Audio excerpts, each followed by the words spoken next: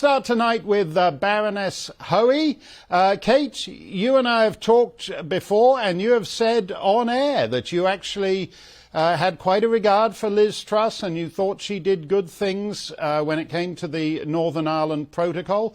What do you make of the last week's events?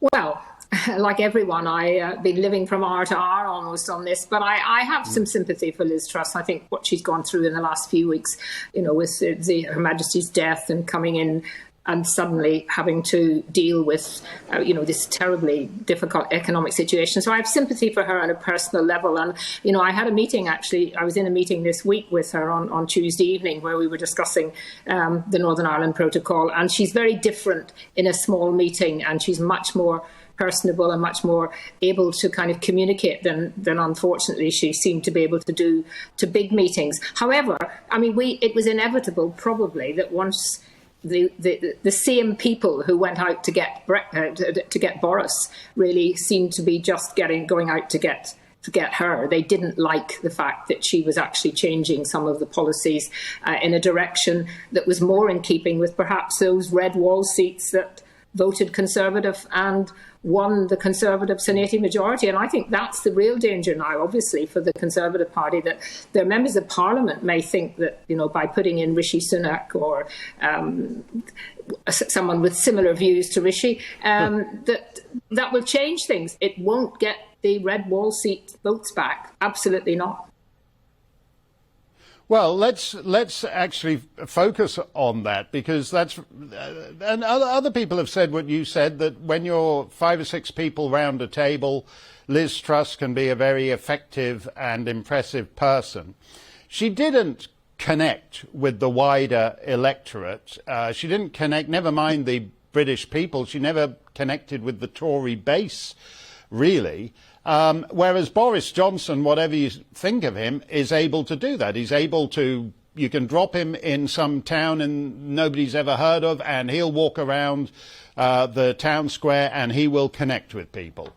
There are issues about what he does then when he's round the table in a small group. Is there anybody, do you see anybody here who can actually do both things, be effective with policy in a small room as an executive and connect with ordinary people?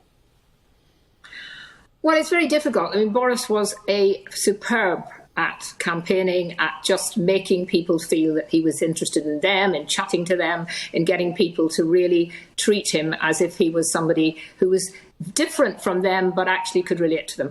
I have my difficulties with Rishi Sunak, definitely, and after all, I don't understand why Boris got into such trouble by getting one of those police COVID tickets, whatever they call them.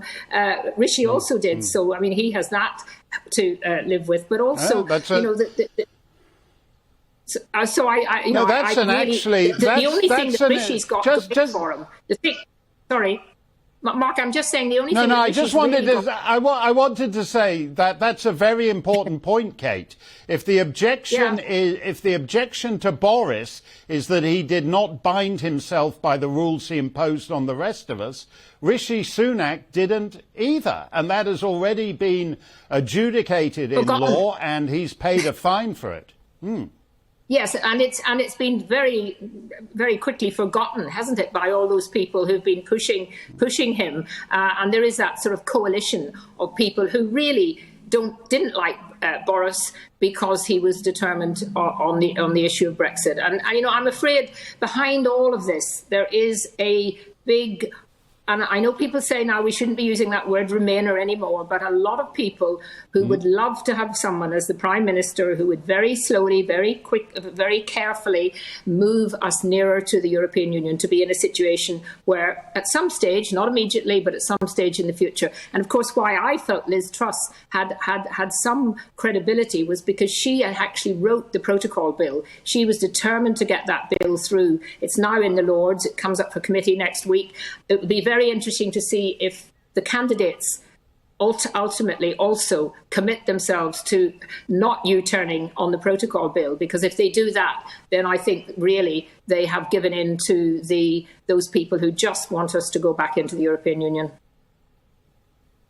Well, let me ask you on that. Isn't the danger slightly bigger than that now? And that is that there are a significant number, perhaps even a majority on the Tory benches and certainly on the opposition benches, who not only do they not want to override the Northern Ireland Protocol, they actually like it so much they'd like it to be extended to Scotland, England and Wales and put us back in the single market.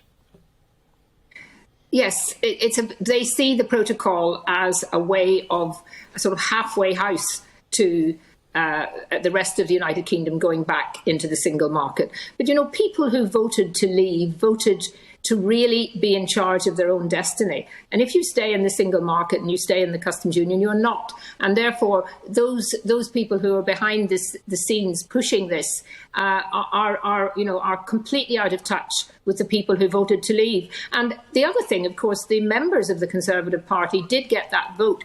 I think that behind the scenes they'll stitch it up so that there's only one candidate in the end, and the Conservative members won't get a vote, and all that will do is make the party even more divided and play into the hands of the Labour Party.